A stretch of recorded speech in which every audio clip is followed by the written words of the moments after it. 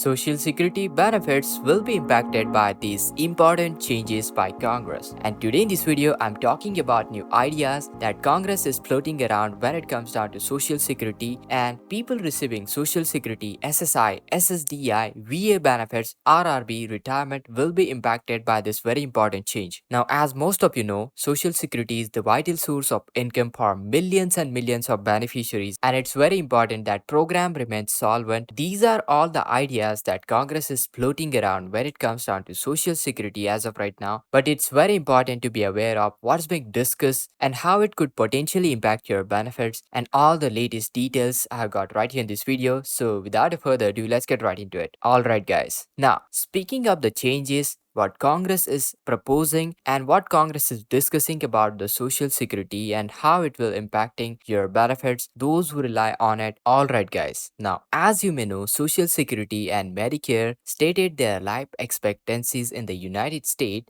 in the middle of lower 60s, and if you compare those life expectancies today where the life expectancies are ranging between 84 to 86, well, that's a great news, but it also means that more people are claiming the Social Security benefits for longer period of durations. Now, you know what? Congress have recognized this problem and they are discussing a very important change, and this is the first important change that they are trying to raise the full retirement age to the Social Security. Now, currently, the full retirement age is about age 67, and they are currently suggesting that it could go even above age 70. Yes, it could really go above age 70. Now, honestly, this could be a huge deal for those who rely on the Social Security for their entire income. Now, coming over to the second most important change which is being proposed, the Congress is proposing increasing the maximum taxable earnings. Now, this change won't affect the fixed income beneficiaries directly, but it could have a huge impact for higher income individuals. It would also mean for the Social Security that more tax revenues coming into the Social Security, so the trust funds would be able to replenish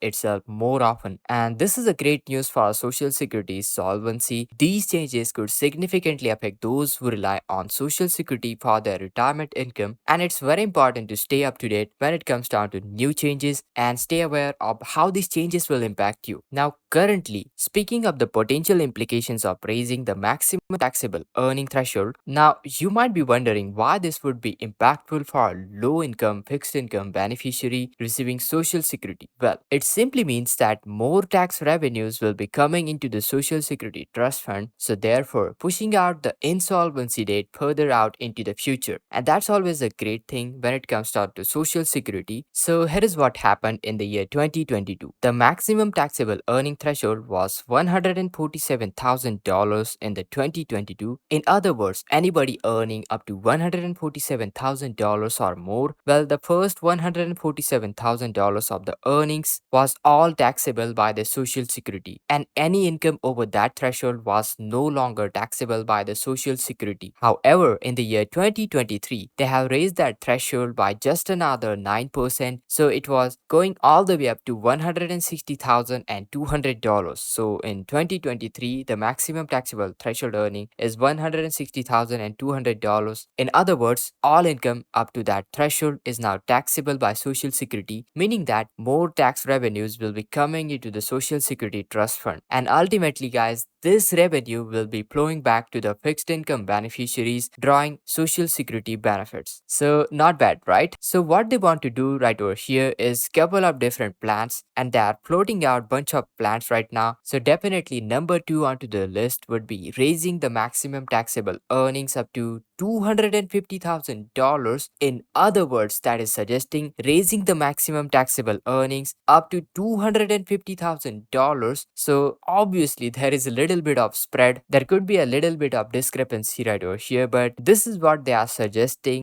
for higher income people, and not only that, they are paying taxes on a lot more income. Alright, now another plan they are proposing, again it impacts the higher income people because you know what, they are paying more. Speaking of those taxes, those higher income individuals will be paying more into the taxes on the Social Security. So definitely those on higher incomes, it will be impacting more, and it will impact fixed income beneficiaries because you know what? It simply means that more money will be coming into the social security. So it will benefit the low income people while it will be adverse for the high income beneficiaries. And ultimately, the good decision for the insolvency date for the social security because it will be pushed out little bit further into the future as more revenues will be coming into social security. If you ask how much, well, that's a good question, but we really don't know as of right now how much the social security insolvency date will be pushed further. However, it could be significant amount of money when it comes down to those social security funds, trust funds, and ultimately those extra revenues will be paid out to fixed income beneficiaries receiving social security. Now, moving forward, as you may know, there are lots of unknown factors when it comes down to social security, how many people it will affect and how much money will it bring in. But one thing for sure, by these important changes, social security will be more sustainable into the future and allow the program to last longer and help more people. Now, coming over to the another plan that is being floated around, and it's a controversial one. You know what? The plan revolves around the fact that the life expectancies have increased since the social security began. So currently, the life expectancies are sitting around the age 84 to age 86. So lawmakers are suggesting canceling the ability to start claiming the social security prior to your full retirement age. Now, this change means that those who are eligible can start claiming those social security at the age 62 could be potentially claiming it for 25 years or more. To put this into perspective, when the social security first started, the life expectancy was only mid 60s. So most people only claim their benefits for year or two. Now lawmakers are hoping to push out insolvency date for the social security by changing out the rules, but they are aware of how controversial this could be and they are trying to make sure that it is done very responsibly because you know what, it should not affect those beneficiaries negatively because you know what, specifically those who are at the age 62 or closer to that. As you may know guys, the life expectancies have increased significantly over the past few decades, yet social security program has not changed, and this one has put a major strain onto the system as people are now able to claim benefits for many years. And if you ask me what's the solution, well, some of the lawmakers have proposed reducing the number of years people can draw benefits from social security. While this is the idea has been discussed, it would need an anonymous support from Congress and the president, and honestly I don't see anything happening very soon. What do I expect to see, however, is an increase in the full retirement age to age 68, age 69, or even age 70 or beyond. They wouldn't raise the retirement age suddenly. Instead, this would be a gradual progression similar to what happened in year 1954 and 1960. For those guys who born after age 1960, it would mean that you'd have to wait 2 more months for each year after 1960 to claim your full retirement benefits. Now, as we all know, the full retirement age for the Social Security is currently age 66. However, there is a possibility that Congress may increase that age to somewhat higher levels. However, it's important to note that if that happens, the increases will be a gradual change. This means that the impact of the increases will be minimal and you'll likely be only be impacted by a few months. Also, another proposal Congress is proposing, as you may know, current proposal is to cancel the ability to claim the benefits prior to full retirement age, which is age 62. However, it's important to note that this change would only impact those